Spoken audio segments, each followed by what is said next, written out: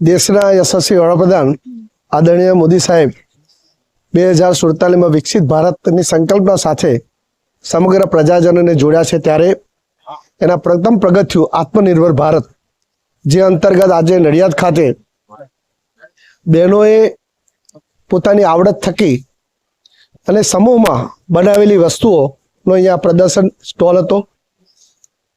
ખાસ કરીને આજનો આ વિશેષ કાર્યક્રમ જે છે તે સશક્ત નારી મેળા તરીકે, કે જે બહેનો પોતાનામાં જે આવડત છે, એનો જે કુશળતા છે, એને પ્રદર્શિત થાય અને સમાજ જીવનની અન્ય બહેનો પણ પ્રેરણા લઈ શકે, એ હેતુસર આ સમગ્ર કાર્યક્રમ ગુજરાત સરકાર દ્વારા યોજવામાં આવ્યો છે. આજે અહીંયા તમે જોતા હશો તો 77 જેટલા સ્ટોલ છે. આ વિવિધ સ્ટોલો એ દરેક બહેનોએ પોતાની આવડત પ્રમાણે, પોતામાં રહેલી જે શક્તિ પ્રમાણે એની વિશેષ આવડતને પ્રદર્શિત કરવાનો અહીંયા સ્ટોલ છે.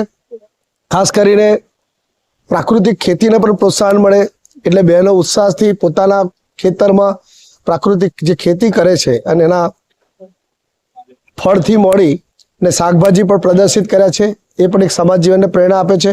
ટૂંકમાં આખો બધો જ આ કાર્યક્રમ એ નારી શક્તિને સશક્તિકરણ કરવાનો કાર્યક્રમ છે અને ગુજરાત સરકારે પણ એને ખૂબ બળ મળે એ દિશામાં કામ કર્યું છે અને સમગ્ર ગુજરાતમાં આ મેળા થકી નારી શક્તિની કાર્યક્ષમતામાં વધારો થાય એનો સંદેશો આપવાનો આ મહત્વનો કાર્યક્રમ રહ્યો છે.